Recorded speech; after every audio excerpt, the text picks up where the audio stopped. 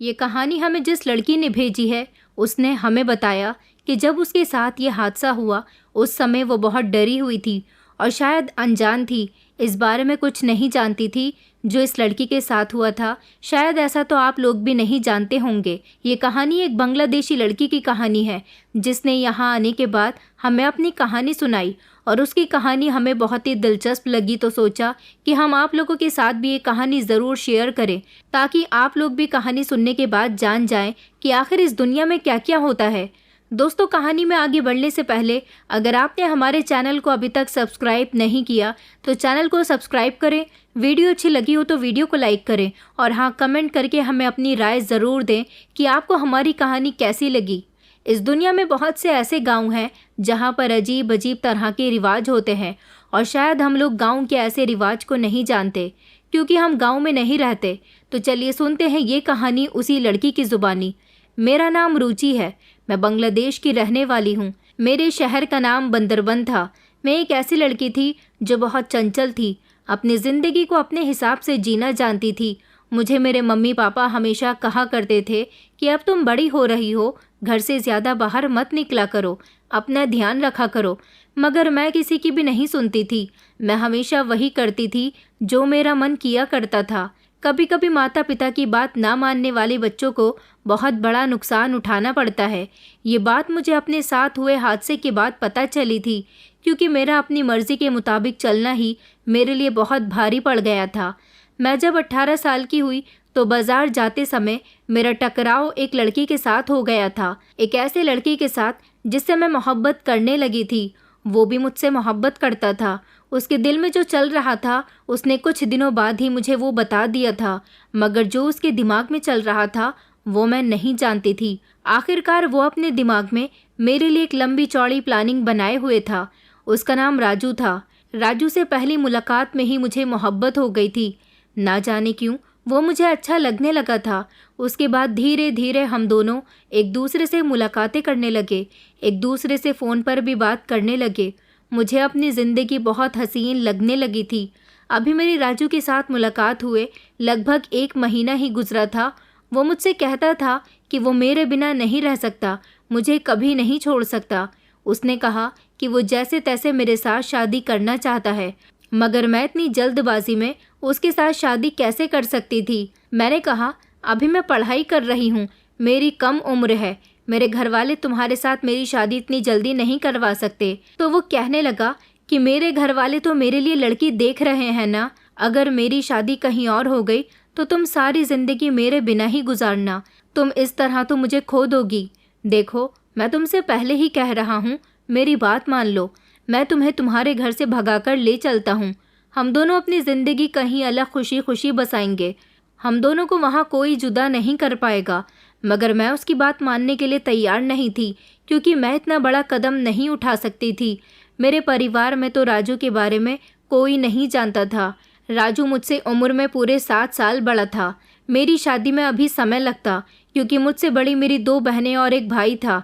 अभी उनकी भी शादी होनी थी, तो फिर मेरे घर वाले इतनी जल्दी मेरी शादी कैसे कर सकते थे। उधर राजू मुझे बार बार फ़ोन करके धमकी दे रहा था कि मेरे घर वालों ने मेरा रिश्ता पक्का कर दिया है, तो मेरे साथ शादी करने के लिए तैयार ही नहीं होती। अगर तूने मेरी बात नहीं मानी तो मैं अपनी जान ले लूँगा, फिर तू मेरा मुंह देखना। मैं तंग आकर अपने घर वालों की मर्ज़ी के मुताबिक शादी कर लूँगा। उसके बाद तुझे मेरे मरने की खबर भी मिल जाएगी और मेरी शादी होने की भी। अब मैं क्या करती? मैंने बहुत सोच विचार किया। मुझे कहीं से कहीं तक भी वो रास्ता नहीं दिखाई दे रहा था जिससे मेरी और राजू की शादी हो सकती हो। हार मानकर मैंने राजू की ही बात मान ली थी। एक यही रास्ता था कि हम दोनों यहाँ से भाग जाते और फिर एक दूसरे के साथ शादी कर लेते। रात के अंधेरे में मैंने राजू के साथ भागने का फैसला कर लिया था और इस तरह मैं अपना घर बार छोड़कर राजू के साथ भाग आई थी। उसने मुझसे कहा था कि वो मुझे मुंबई शहर ले जाएगा, वहाँ जाकर वो कोई नौकरी ढूंढ लेगा और उसके बाद रहने का भी बंदोबस्त कर लेगा, फिर हमारी ज़िंदगी बेहतर गुजरेगी। मगर वो तो ना जाने मुझे ऐसी कौन सी जगह ले आया था जो मेरे पहचानने में भी नहीं आ रही थी। वो मुझे ट्रेन में बिठाकर बहुत दूर ले आया था। ये जगह कौन सी थी, मैं कहाँ आ गई थी, मैं कुछ भी नहीं जानती थी। मैं राजू से बार बार इस जगह के बारे में पूछती तो वो कहता था कि खामोश बैठी रह, जगह पर पहुंचने के बाद तुझे सब कुछ पता चल जाएगा कि तू कहाँ आई हुई है। उसके ऐसा कहने पर मैं खामोश बैठी रही थी। फिर मैंने उससे कोई सवाल नहीं किया था। वो लगभग बहुत लंबा सफ़र तय करने के बाद मुझे दूसरे देश में राजस्थान ले आया था, जहाँ पर मुझे चारों तरफ रेत ही रेत दिखाई दे रही थी। यहाँ पर ज़्यादातर रेगिस्तान की जगह थी। बहुत सारे रेगिस्तान से गुजरने के बाद वो मुझे राजस्थान से लगभग 8 किलोमीटर की दूरी पर बने एक छोटे से गांव में ले आया था। ये गांव बड़ा ही अजीब था। यहाँ आने के बाद मुझे ऐसा एहसास हो रहा था जैसे मैं बहुत पुराने ज़माने की दुनिया में आ गई हूँ। मैं इस जगह से बिल्कुल अनजान थी। मैंने जब यहाँ पहुँचने के बाद राजू से पूछा कि ये कौन सी जगह है, तब उसने मुझे इस जगह के बारे में बताया था कि हम भारत आ गए हैं और ये जगह राजस्थान है। मैं तो उसकी बात सुनकर जैसे चौंक गई थी। मैंने उससे कहा, तुम तो मुझे भारत में स्थित मुंबई शहर लेकर जाने वाले थे, ये तुम मुझे राजस्थान क्यों लेकर आ गए हो? वो कहने लगा, यहाँ पर मेरे कुछ रिश्तेदार रहते हैं, मैं तुम्हें उनसे मिलवाना चाहता हूँ। मैंने सोचा, न जाने ये मुझे कहाँ लेकर जाना चाहता है। मैं तो इस पर बहुत भरोसा करती थी, इसलिए इसके बारे में कुछ उल्टा सीधा सोच भी नहीं सकती थी। फिलहाल अपने घर वालों को तो मैं छोड़कर आ ही गई थी।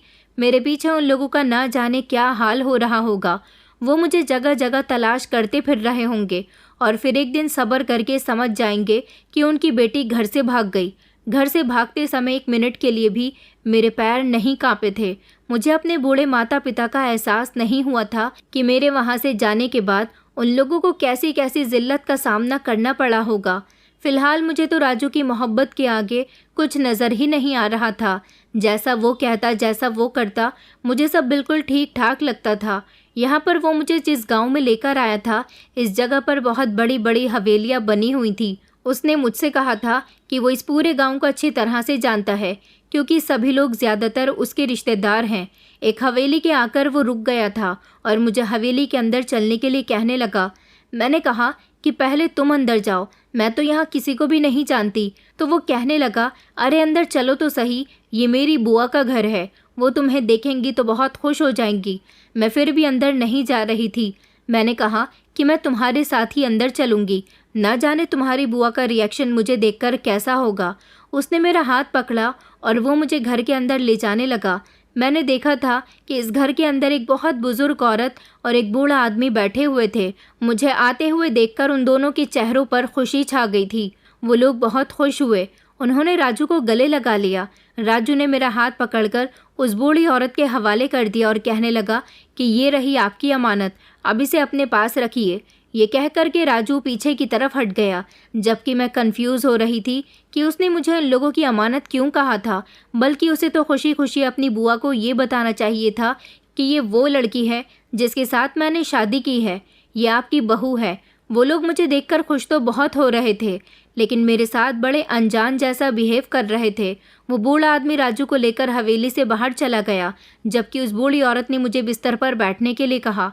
वहाँ पर बड़ी बड़ी चारपाई पड़ी हुई थी। मैं उस चारपाई पर बैठ गई। वो औरत कहने लगी कि अभी मैं तेरे लिए खाना लगवाती हूँ, लंबा सफ़र तय करके आई है, भूखी प्यासी होगी। सच में भूख तो मुझे बहुत तेज़ लगी हुई थी। रास्ते में सिर्फ राजू ने मुझे 1-2 जगह चाय ही पिलवाई थी। उसने ज़ोर से आवाज़ लगाई और कहा कि खाना लेकर बाहर आ जाओ। थोड़ी ही देर में एक दूसरी औरत खाना लेकर आ गई थी। उसने मुझसे कहा कि खाना खाना शुरू करो, मगर मैं खाना खाना ऐसे कैसे शुरू कर सकती थी? राजू को भी तो भूख लगी होगी ना। मुझे तो राजू का इंतज़ार था, वो ना जाने कहाँ चला गया था। मैंने इस बूढ़ी औरत से कहा कि आप राजू को बुला दीजिए, हम दोनों साथ ही खाना खा लेंगे। उन्होंने कहा, मगर वो तो यहाँ से चला गया। उनकी बात सुनकर तो जैसे मेरे पैरों तले से ज़मीन निकल गई थी। मैंने कहा, कहाँ चला गया? अभी तो यहाँ पर आपके साथ जो आदमी मौजूद थे वो उनको बाहर ले गए। उस औरत ने कहा, हाँ वो आदमी मेरा पति था। उस लड़की को हम तुम्हारी कीमत दे चुके हैं और वो उसे लेकर यहाँ से चला गया। मैंने कहा, आप ये क्या कह रही हो? कौन सी कीमत? कैसी कीमत? मैं ये कहते हुए दौड़ती हुई दरवाजे तक आई थी, जब मैंने देखा कि दरवाज़ा तो बंद था। पीछे से वो बूढ़ी औरत और वो दूसरी वाली औरत, उन दोनों ने आकर मेरे बाजू पकड़ लिए और कहने लगी कि कहाँ भाग रही है लड़की? तेरे पास यहाँ से जाने का कोई रास्ता नहीं है। हमने तुझे ख़रीद लिया है, अब तू यहीं रहेगी। मैंने कहा, अरे तुम लोग ये कैसी बातें कर रही हो? राजू को बुलाओ, मैं उसके साथ आई थी, तुम उसकी बुआ हो ना। उसने मुझे बताया था तुम्हारे बारे में, मगर तुम ये मेरे साथ कैसा सुलूक कर रही हो। मैं ज़ोर ज़ोर से राजू राजू चिल्लाने लगी, मगर राजू नहीं आया। मैं ज़ोर ज़ोर से फूट फूट कर रोने लगी। उन्होंने कहा कि रोने का अब कोई फ़ायदा नहीं है, वो तुझे छोड़कर जा चुका है। देख, यहाँ पर इस तरह आने वाली एक तू ही लड़की नहीं है, बल्कि यहाँ ना जाने कितनी लड़कियाँ इसी तरह से आती हैं।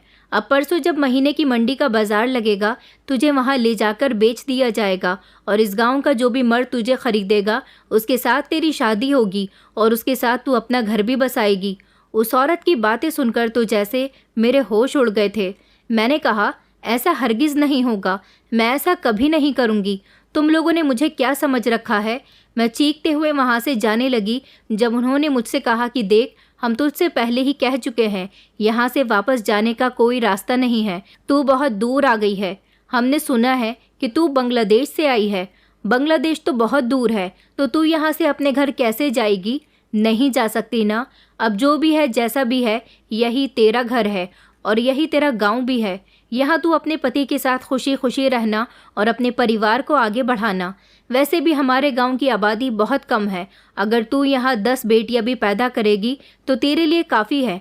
हमारे इस गांव में बेटियां पैदा होने पर लोग अपना मन उदास नहीं करते, बल्कि जश्न मनाया जाता है। ये बात कहते हुए तो वो औरत बहुत खुश हो रही थी। मुझे तो अभी भी विश्वास नहीं हो रहा था कि राजू मुझे धोखा देकर यहाँ अकेला छोड़कर चला गया है। मैंने उस पर कितना भरोसा किया था, मैं उससे कितना प्यार करती थी। इसका मतलब ये था कि उसने मेरे साथ ये सब कुछ किया। लगभग वो बूढ़ा आदमी 2 घंटे के बाद घर के अंदर आया था। मैंने उस आदमी से भी पूछा था कि राजू कहाँ पर है, तो उन्होंने भी मुझसे यही कहा कि वो जा चुका है। हमने तेरी कीमत उसे पूरी 10 लाख रुपए दी है। अब तुझे सारी ज़िंदगी यहीं पर गुजारनी होगी। उन सब की बातें सुनकर मेरा दिमाग दर्द से फटा जा रहा था कि आखिर राजू ने मेरे साथ ये क्या कर दिया। क्यों वो मुझे इन लोगों के हवाले छोड़कर चला गया था।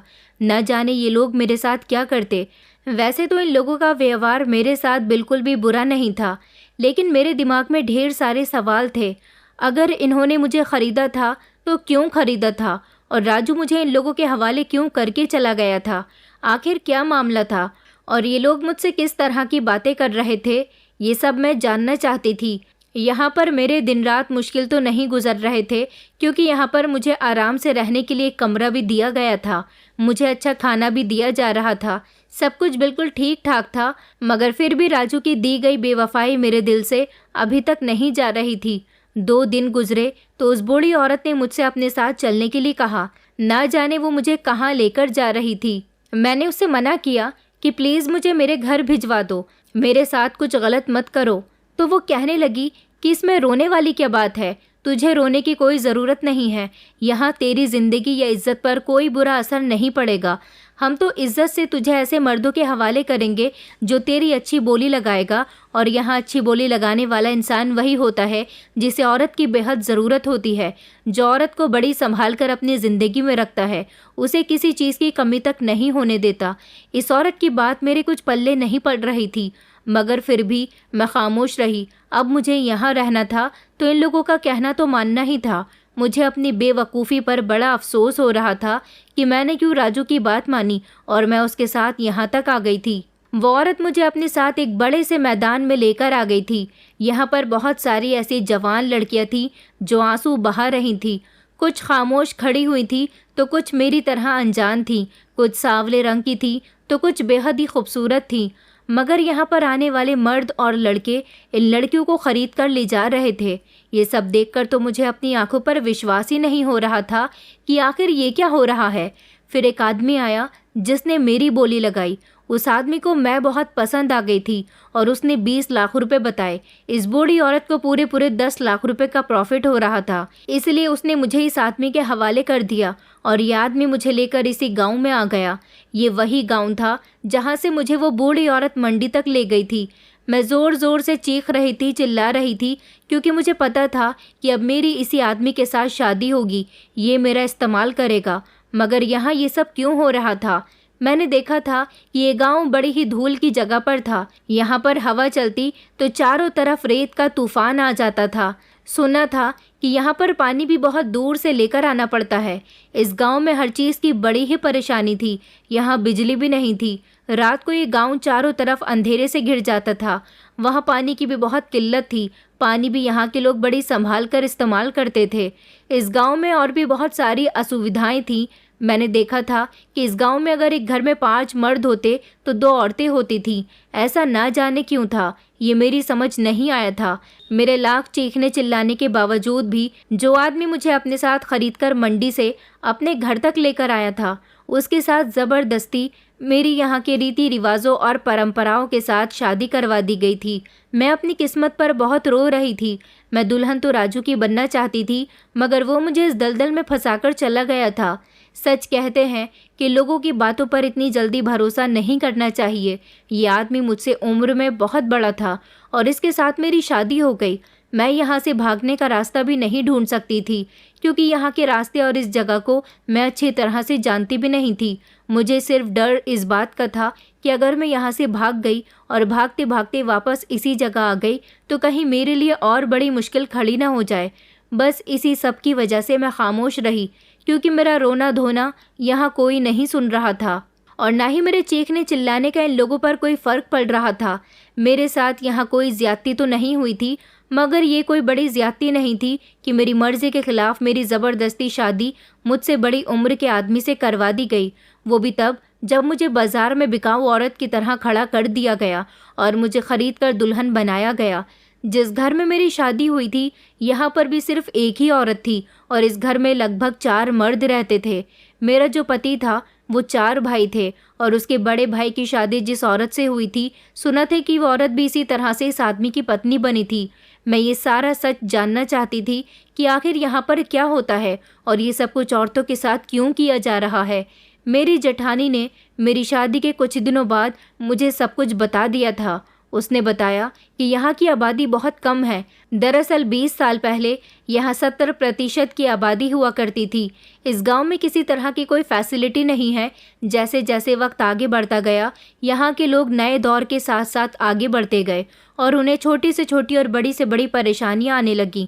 लोगों ने यहाँ से जाने का फैसला कर लिया और फिर एक दिन ऐसा हुआ कि धीरे धीरे करके यहाँ से लोग अपने परिवारों के साथ अलग अलग राज्य, अलग अलग शहर में जाकर शिफ्ट हो गए। जिनको जैसी सहूलियत लगी उसने वैसा ही किया। यहाँ के कुछ बूढ़े बुजुर्ग थे जो यहाँ से नहीं जाना चाहते थे और ना ही अपने गांव की आबादी कम होने देना चाहते थे। उन लोगों ने सोचा कि ये गांव उनके पूर्वजों का है, इसलिए वो इस गांव को कभी छोड़कर नहीं जाएंगे। उन्हीं की पीढ़ी आगे चलती चली आ रही है जो इस गांव को किसी भी हाल में छोड़कर नहीं जाना चाहते। यहाँ पर आबादी कम होने की वजह से मर्द ज़्यादा और औरतें बहुत कम हैं, इसलिए यहाँ की मर्दों की शादी नहीं हो पाती। यहाँ पर तो न बिजली है और पानी भी मटकों में बड़ी दूर की नदी से भरकर लाना पड़ता है। न यहाँ पर स्कूल है, न अस्पताल है और ना ही इंटरनेट की सुविधा है। आज की सदी में भी ये गांव पूरी तरह से सुविधाओं से दूर है। यहाँ मर्द ज़्यादा और औरतें कम होने की वजह से यहाँ के कुछ लोग अपने बेटों की शादियाँ करने के लिए लड़कियों को ख़रीदते हैं। बहुत से ऐसे लोग हैं जो पैसों के लालच में आकर लड़कियों को ख़रीदते हैं, उनका धंधा करते हैं, उन्हें जगह जगह बेचते हैं। क्योंकि इस गांव में कारोबार भी नहीं है, मगर इस गांव के लोगों को लड़कियों की और औरतों की बेहद ज़रूरत है, इसलिए यहाँ के अमीर अमीर लोग एजेंट से लड़कियों को ख़रीद लेते हैं और यहाँ लाकर बेच देते हैं। फिर यहाँ एक मंडी लगती है और जितनी भी नई लड़कियाँ होती हैं उन सबको उस मंडी में बेचने के लिए ले जाया जाता है। जिस भी मर्द को अपनी शादी करने के लिए लड़की की ज़रूरत होती है वो उस लड़की को महंगे से महंगे दाम पर ख़रीद लेता है और उसके साथ शादी कर लेता है। अगर यहाँ किसी के लड़की पैदा होती है तो उसे बहुत भाग्यशाली समझा जाता है। एजेंट से खरीदने वाले लोग लड़कियों को या तो उनके घरों से किडनैप करते हैं या फिर अपने प्यार के जाल में फंसाकर उन्हें यहाँ तक ले आते हैं ताकि वो अपना धंधा आगे बढ़ा सके और ज़्यादा कीमत पर यहाँ लड़कियों को बेच सकें।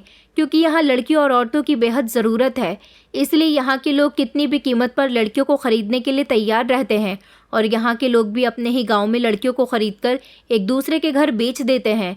कई सालों से हमारे गांव में यही सब कुछ चलता आ रहा है। क्या किया जाए? ऐसा करना भी ज़रूरी है। अगर ऐसा ना होगा तो सारे लड़के कुंवारे रह जाएंगे। तभी तो यहाँ के मर्दों की उम्र ज़्यादा हो जाती है और उनकी शादियाँ नहीं हो पाती।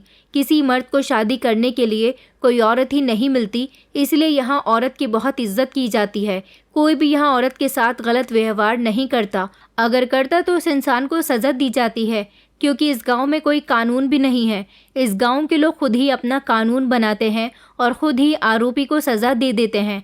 तुम भी किसी एजेंट के थ्रू ही यहाँ तक पहुँची होगी, मैं जानती हूँ, क्योंकि उन एजेंट के अलग अलग रूप होते हैं। या तो वो लड़कियों को अपने प्यार के जाल में फंसा लेते हैं या फिर नौकरी का झांसा देकर यहाँ ले आते हैं और उन बेचारी लड़कियों को पता भी नहीं होता कि यहाँ आने के बाद उनके साथ क्या होगा, बल्कि उनकी पूरी ज़िंदगी ही बदल कर रह जाएगी।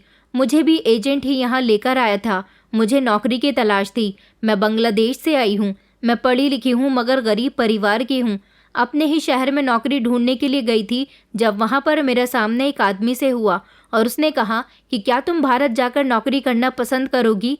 मैं उसकी बात सुनकर बहुत खुश हुई थी। मैंने सोचा कि भारत जाकर मैं ढेर सारे पैसे कमा लूँगी और अपने परिवार की स्थिति भी ठीक कर दूँगी। मेरे घर में सिर्फ मेरी छोटी बहन थी। उसकी खातिर मैं उस आदमी की बातों में आ गई और नौकरी करने के लिए यहाँ तक आ पहुँची। उसने कहा था कि वो मेरी नौकरी किसी बड़ी कंपनी में करवा देगा, मगर जब मैं यहाँ आई तो मेरे साथ ये सब कुछ हो गया जिसकी मुझे उम्मीद भी नहीं थी। वो मुझे नशे की दवाई देकर यहाँ पर लेकर आया ताकि मैं रास्ते में किसी को उसके बारे में कुछ बता न दूँ। वो मुझे यहाँ बेचकर चला गया। यहाँ पर अलग अलग राज्य, शहर और कंट्री से आने वाली लड़कियों की अलग अलग ही कहानी होती है। कोई भी लड़की यहाँ अपनी मर्जी से नहीं आई होती। आखिर उन लड़कियों का क्या कसूर होता है जिनकी यहाँ मर्जी जाने बिना ही उनकी ज़िंदगी का फैसला कर दिया जाता है। उनकी शादी उनकी मर्जी के खिलाफ कर दी जाती है। यहाँ आने के बाद भला कौन औरत होगी जो यहाँ से भागने की कोशिश करेगी। बहुत सी ऐसी लड़कियाँ हैं जो मजबूरी में यहाँ अपनी ज़िंदगी गुजार रही हैं। यहाँ इस गांव में अगर विकास हो जाए तो यहाँ की आबादी पहले जैसी ही हो जाएगी, मगर यहाँ कोई भी रहना नहीं चाहता और यहाँ के पुराने लोग चाहते हैं कि इस गांव की आबादी दोबारा से पहले जैसी ही हो जाए, मगर ऐसा मुश्किल है। अब तुम भी रोना धोना बंद करो। मेरा देवर तुम्हारा पति है, उसके साथ ही ज़िंदगी गुजारो। तुम नहीं जानती कि इस गांव में कुछ लड़कियों के साथ तो ऐसा हुआ है कि उन्हें 3-3 पतियों की अकेली पत्नी बना दिया गया। ये सुनकर तो मेरे होश उड़ गए थे। मैंने कहा, ये आप क्या कह रही हो? एक ही लड़की को 3 मर्दों की पत्नी बना दिया गया, ऐसे कैसे? तो उन्होंने मुझे बताया कि जब यहाँ किसी घर में एक बहू होती है और बाकी लड़कों को कोई पत्नी नहीं मिलती तो फिर वो लोग उसी के साथ शादी कर लेते हैं और इस तरह वो एक ही लड़की घर के सारे भाइयों की पत्नी बनकर अपनी ज़िंदगी गुजार रही होती है। ये सुनकर तो मैंने अपने कानों को हाथ लगा लिए थे। ये गांव सच में बड़ा ही अजीब था कि आज के ज़माने में भी ऐसे गांव हैं जहां के लोग ऐसी सोच रखते हैं और लड़कियों के साथ इस तरह का जुल्म किया जाता है। मैं अपने पति के साथ ज़िंदगी तो गुजार रही थी, मगर मैं उसके साथ खुश नहीं थी। वो मुझसे उम्र में बहुत बड़ा था और देखने का भी अच्छा नहीं था। यहाँ की लड़कियाँ तो जैसे तैसे यहाँ अपनी ज़िंदगी गुजार रही थी, मगर मैं अपनी ज़िंदगी यहाँ नहीं गुजारना चाहती थी। मैं बड़ी परेशान थी। ऐसा लगता था जैसे मेरे चेहरे से सारी हंसी ही कहीं गायब हो गई। यहाँ मेरा रहने का बिल्कुल भी मन नहीं करता था। ऐसा लगता था जैसे मेरा पति कोई इंसान नहीं बल्कि दरिंदा है जो रात को मुझे इस तरह से इस्तेमाल करता था जैसे उसने कभी औरत देखी ही ना हो। मुझे उसका साथी पसंद नहीं था। मैं इस गांव से जाना चाहती थी। मुझे यहाँ नहीं रहना था, मगर यहाँ पर एक बार आने वाला इंसान दोबारा कभी वापस नहीं जा सकता था। मुझे सबसे ज़्यादा तरस तो उन लड़कियों पर आता था जो बेचारी मेरी ही तरह अपने आशिकों के धोखे का शिकार हुई थी। मुझे अपने माता पिता की बहुत याद आती थी। मेरे साथ जो हुआ था उससे यही साबित होता था कि मोहब्बत करने वाली लड़कियों का यही अंजाम होना चाहिए जो अपने माता पिता की इज्जत को रौंद कर अनजान लोगों को ही अपना सब कुछ मान लेती हैं।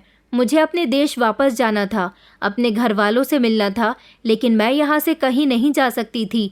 वैसे तो मुझे अपने ससुराल में किसी तरह की कोई कमी नहीं थी, मगर मेरा पति जब मेरे करीब आता तो वो मुझे बहुत बुरा लगता था। कई साल इसी तरह से गुजर गए थे। वक्त गुजरने के साथ साथ महंगाई भी बढ़ती जा रही थी, तभी तो यहाँ के लोग अब लड़कियाँ ख़रीदना अफोर्ड नहीं कर पा रहे थे। मुझे मेरे पति ने एक दिन आकर एक ऐसी खबर सुनाई जिसने मेरे होश उड़ा दिए थे। उसने कहा कि मेरे भाई की शादी भी तुम्हारे साथ ही करनी पड़ेगी क्योंकि मेरे भाइयों के लिए कोई लड़की नहीं मिल पा रही। मंडी में लड़कियां बहुत महंगी हैं। ये खबर सुनकर तो जैसे मेरे पैरों तले से ज़मीन निकल गई थी। भला मैं अपने देवर के साथ शादी कैसे कर सकती थी? मैंने इस बात के लिए अपने पति से इनकार कर दिया था। मैंने कहा था कि मैं ऐसा कभी कुछ नहीं करूँगी। मुझे आज भी राजू के ऊपर बहुत गुस्सा आता है कि उसके किए गए लालच की सज़ा मैं आज तक भुगत रही हूँ। मेरा पति बार बार मुझे अपने भाई से शादी करने के लिए मना रहा था। जब काफ़ी दिनों तक मैंने अपने पति की बात नहीं मानी तो मेरे पति ने मुझ पर हाथ उठाना शुरू कर दिया, क्योंकि इस गांव में यही रिवाज था। अगर औरत आपका कहना नहीं माने तो मर्द उस पर हाथ उठा सकता था। ऐसे मर्दों के लिए कोई सज़ा भी नहीं बनी हुई थी। मैंने बहुत शोर मचाया। मैं सबके सामने बहुत रोई थी कि मुझे अपने देवर से शादी नहीं करनी, मगर फिर गांव में पंचायत बैठी और पंचायत में यही फैसला हुआ कि मेरी शादी मेरे देवर के साथ भी होनी चाहिए। जो इंसान लड़कियां अफोर्ड नहीं कर सकता वो एक घर की बहू से बाकी सबकी शादी करवा सकता है। मेरा तो रो रो कर बुरा हाल हो गया था। मैं कभी भी इस काम के लिए तैयार नहीं होती। अब मुझे किसी भी तरह यहाँ से भागकर अपनी जान छुड़ानी थी। मेरे पति ने अपने छोटे भाई के साथ मेरी शादी तय कर दी थी। 2 दिन के बाद मेरी शादी होनी थी। एक दिन मैं गांव की कुछ औरतों के साथ मैदानों में काम करने के लिए गई हुई थी। यहाँ पर औरतें भी मर्दों के साथ साथ मैदानों में काम करती थी। यहाँ पर बड़े बड़े खाली मैदानों में खनिज पदार्थ निकालने का काम होता था। एक बार काम से वापस आते समय रास्ते में एक बड़ा ही अजीब सा पेड़ देखा था। इस पेड़ के पत्ते हरे नहीं बल्कि कत्थई रंग के थे। वैसे तो यहाँ ज़्यादातर सूखा ही रहता था, लेकिन एक यही पेड़ ऐसा था जो ज़्यादातर दिखाई देता था। मैंने अपने साथ ही जाने वाली एक औरत से पूछा कि आखिर ये पेड़ किस चीज़ का है, तो उसने मुझे बताया कि ये पेड़ भांग का पेड़ है। इसे भांग के पेड़ के नाम से भी बुलाया जाता है। इस पेड़ के पत्ते बड़े ही नशे वाले होते हैं। सुना है कि कोई भी जानवर अगर इस पेड़ पर बैठ जाए और इसके पत्ते तोड़कर खा ले तो उसे नशा चढ़ जाता है। इस औरत से इस पेड़ की पूरी जानकारी निकालने के बाद मेरे दिमाग में एक आइडिया आया था। 2 दिन तक मैं खेतों में काम करने के लिए गई तो उस पेड़ को बड़ी गौर से देखती हुई जाती थी। एक दिन जब हम सारी औरतें घर आ रहे थे तब मैंने उन औरतों की नज़र बचते ही उस पेड़ के कुछ पत्ते तोड़ लिए और अपनी साड़ी के पल्लू में छुपाकर ले आई थी।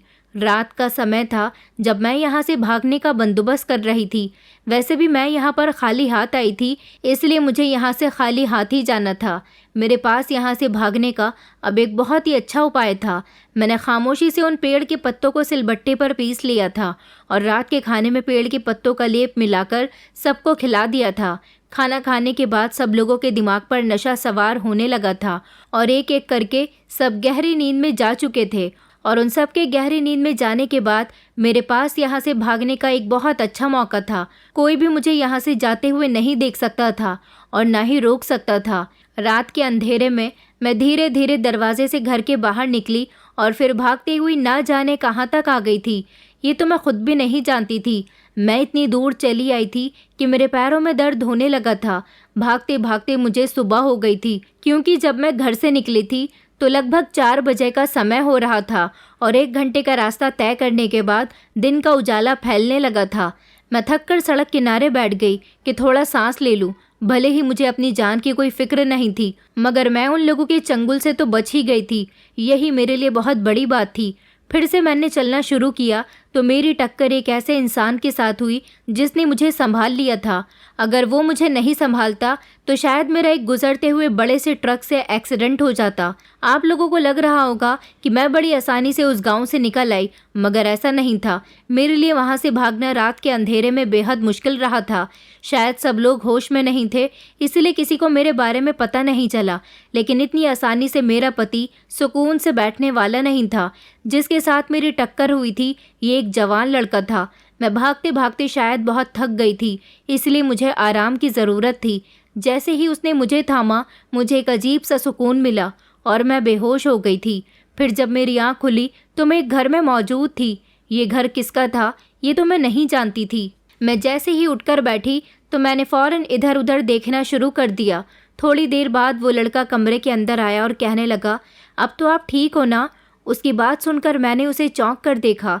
दरअसल आप दूर से तेज़ भागती हुई आ रही थी, आपकी मेरे साथ टक्कर हो गई और उसके बाद आप बेहोश हो गई तो मैं आपको यहाँ अपने घर में लेकर आ गया। उसकी बात पर मैंने गहरी सांस भरी थी। मुझे सुकून मिल गया था कि मैं उस गांव से निकल आई हूँ। वो लड़का मुझसे पूछने लगा कि आखिर आप भागती हुई कहाँ से आ रही थी। अब मैं सोच रही थी कि मैं इसको क्या जवाब दूँ। मैंने कहा कि मेरे पीछे कुछ गुंडे पड़े हुए थे, उसने कहा, अच्छा तो आपने मुझे पहले क्यों नहीं बताया? मैं उन गुंडों को छोड़ता नहीं। मैंने इस लड़के से झूठ बोल दिया था। मैंने कहा, क्या मैं कुछ दिन आपके घर में रह सकती हूँ? वो कहने लगा कि हाँ हाँ, आप मेरे घर में रह सकती हो। वैसे भी मैं अपने घर में अकेला रहता हूँ। 1-2 दिन तो मुझे यहाँ पर गुजर गए थे। मैं बहुत खामोश खामोश सी रहती थी। मेरी समझ नहीं आ रहा था कि मैं अपने घर तक कैसे पहुँचूँ। लेकिन अगर मैं अपने घर जाती भी तो न जाने मेरे घर वालों का मेरे साथ कैसा बिहेवियर होता। मुझे तो कोई भी एक्सेप्ट नहीं करेगा। मैं बहुत परेशान रहती थी। ये लड़का मुझे खाना खाने के लिए बोलता तो मैं खाना भी नहीं खाती थी। लेकिन वो मुझसे पूछने लगा कि तुम इतनी खामोश क्यों रहती हो, कोई बात भी नहीं करती? मेरे घर में तो कोई रहता भी नहीं है, तुम मुझसे बात कर सकती हो। मैं कोई बुरा इंसान नहीं हूँ। मैंने उससे कहा कि कोई बात नहीं, बस मैं शर्मिंदा होती हूँ कि मैं आपके घर में ऐसे कब तक रहूँगी। तो वो कहने लगा कि आप मुझे अपने घर का एड्रेस बता दो, मैं आपको आपके घर तक पहुँचा देता हूँ। मैंने उसे बताया कि मेरा तो कोई घर ही नहीं है। वो मेरी इस बात से समझा कि मैं अनाथ हूँ। उसे मुझ पर तरस आने लगा। मैं जब भी उसके घर से जाने के लिए बोलती तो वो कहता कि जब आपका कोई सहारा नहीं है तो आप आराम से मेरे घर में रह सकती हो। आखिर आप कहाँ जाओगी? आप अकेली लड़की हो, और अकेली लड़की तो वैसे भी एक खुली तिजोरी की तरह होती है। लोग उसके अकेलेपन का फ़ायदा उठाते हैं, और मैं नहीं चाहता कि आप जैसी खूबसूरत लड़की के साथ कुछ गलत हो जाए। अब मैं उसे क्या बताती कि मुझ जैसी खूबसूरत लड़की के साथ तो ना जाने क्या क्या हो चुका था। इस दुनिया ने मुझ पर कैसे कैसे सितम ढाए थे। कई दिन मुझे इस लड़के प्रकाश के घर में रहते हुए गुजर गए थे। फिर एक दिन उसने मुझसे कहा कि आप मुझसे शादी करोगी? देखो, मैं आपको इज्जत से अपने घर में रखना चाहता हूँ। मैं नहीं चाहता कि आस पड़ोस के लोग हम दोनों के बारे में बातें करें। हम दोनों के बीच कोई रिश्ता नहीं है, फिर भी आप मेरे घर में रहती हो। ये सब देखकर लोग बातें बनाते हैं। मैं चाहता हूँ कि हम दोनों शादी के बंधन में बंध जाते हैं। आप भी अकेली हो और मैं भी अकेला हूँ। उसका ऑफर मुझे कुछ बुरा नहीं लगा था। मुझे भी तो सहारे की ज़रूरत थी। अब मैं यहाँ से कहाँ जाती? अगर मैं यहाँ से निकलकर चली भी जाती तो ना जाने फिर से मेरा सामना किसी राजू जैसे इंसान के साथ होता, तो फिर मैं किसी बड़ी मुसीबत में फंस सकती थी। ये बहुत ही अच्छा इंसान था, इसको तो मैं पहचान गई थी, इसीलिए मैंने उसे शादी के लिए हाँ कर दी थी। वैसे भी जिस इंसान के साथ मेरी ज़बरदस्ती शादी करवाई गई थी, उस शादी को मैं नहीं मानती थी। इस लड़की के साथ लगभग मैं 1 महीना रही थी। अगर इसका कैरेक्टर ख़राब होता तो ये मेरा अपने घर में अकेले रहने का फ़ायदा भी उठा सकता था। लेकिन ये एक इज़्ज़तदार और शरीफ लड़का था, इसलिए मुझे अपने घर में जगह देने के साथ साथ मुझसे इज़्ज़त से शादी करने के लिए कहा था। इससे बेहतर मेरे लिए और कोई नहीं था। वैसे भी ये लड़का देखने में अच्छा था, मेरी बहुत इज्जत करता था, मेरा बहुत ख्याल रखता था। इस समय भी मुझे राजू याद आया था। अगर वो भी मेरे साथ इसी तरह इज्जत से पेश आता तो आज मेरी ज़िंदगी उसके साथ खुशी खुशी गुजर रही होती। मैंने सोच लिया था कि अब मुझे राजू को याद नहीं करना चाहिए और अपनी ज़िंदगी की नई शुरुआत करनी चाहिए, मगर उसे तो मैं कभी जीते जी भी माफ़ नहीं करूँगी। इस लड़की से मैंने शादी करने का फ़ैसला कर लिया था। प्रकाश ने मुझसे शादी कर ली और फिर इस तरह मैं उसके साथ एक खुशहाल ज़िंदगी गुजारने लगी थी। मैं जहाँ जाती प्रकाश के साथ ही जाती थी। वो मुझे बहुत खुश रखता था। धीरे धीरे उसके साथ मेरी शादी को 4 महीने गुजर गए और ये वक्त कैसे और किस तरह गुजरा कुछ पता ही नहीं चला। एक दिन प्रकाश मेरे पास आया। उसका मूड बहुत बदला हुआ था। वो जब घर आता तो मैं सबसे पहले उसके लिए खाना परोसा करती थी, मगर उस दिन तो वो मेरे हाथ का बना हुआ खाना भी नहीं खा रहा था। न जाने क्यों वो इतना उदास था। मैंने उसके उदास होने की वजह उससे पूछी तो उसने मुझे कुछ नहीं बताया। अगले दिन फिर से वो काम पर गया, तब भी उसका मूड इसी तरह का था।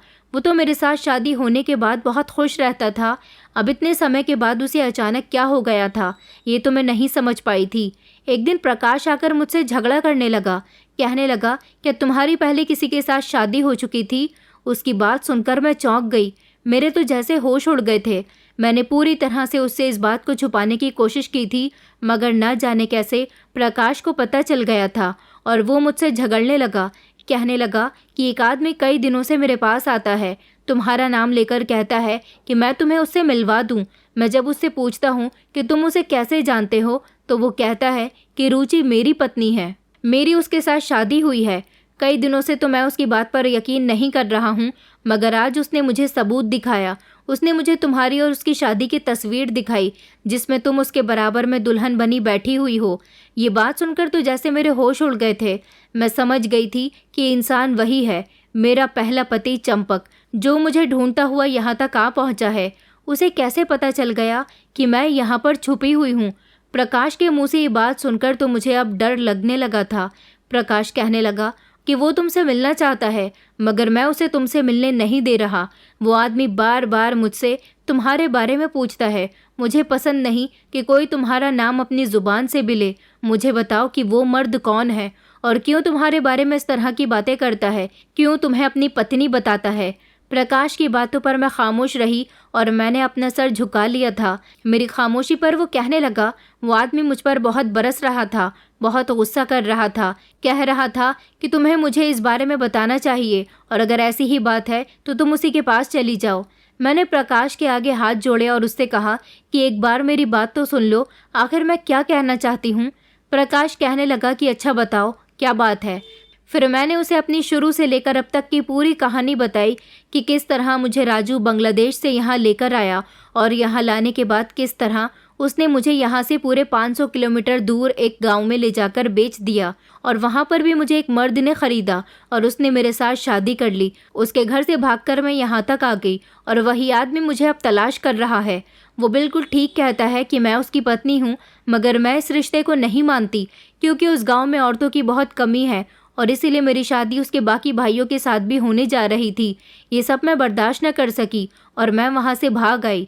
मैंने प्रकाश को रो रो कर अपनी पूरी कहानी सुनाई थी। मेरी पूरी बात सुनकर तो जैसे प्रकाश के पैरों तले से ज़मीन निकल गई। प्रकाश कहने लगा कि तुमने मुझे पहले क्यों नहीं बताया कि तुम्हारे साथ ये सब कुछ हो गया? तुम्हें तो इस जुल्म के खिलाफ आवाज़ उठानी चाहिए थी। एक लड़की की उसकी मर्जी के बिना शादी नहीं करवा सकते। अगर उस गांव में कोई सुविधा नहीं है और वहां पर लड़कियों की कमी है तो वहां औरतों पर जुल्म किया जा रहा है। तुम भी इस जुल्म का शिकार हो गई। तुम जानती हो, जिस दिन से मैंने तुम्हें देखा है मैं तुम्हें पसंद करने लगा। दरअसल मेरी शुरू से ही यही इच्छा थी कि मेरी शादी हिंदुस्तानी लड़की से ना हो बल्कि किसी बाहर की लड़की से हो। तुम्हें देखकर मैं पहचान गया था कि तुम यहाँ की नहीं हो, मगर तुमने मुझे कभी अपने बारे में कुछ बताया ही नहीं।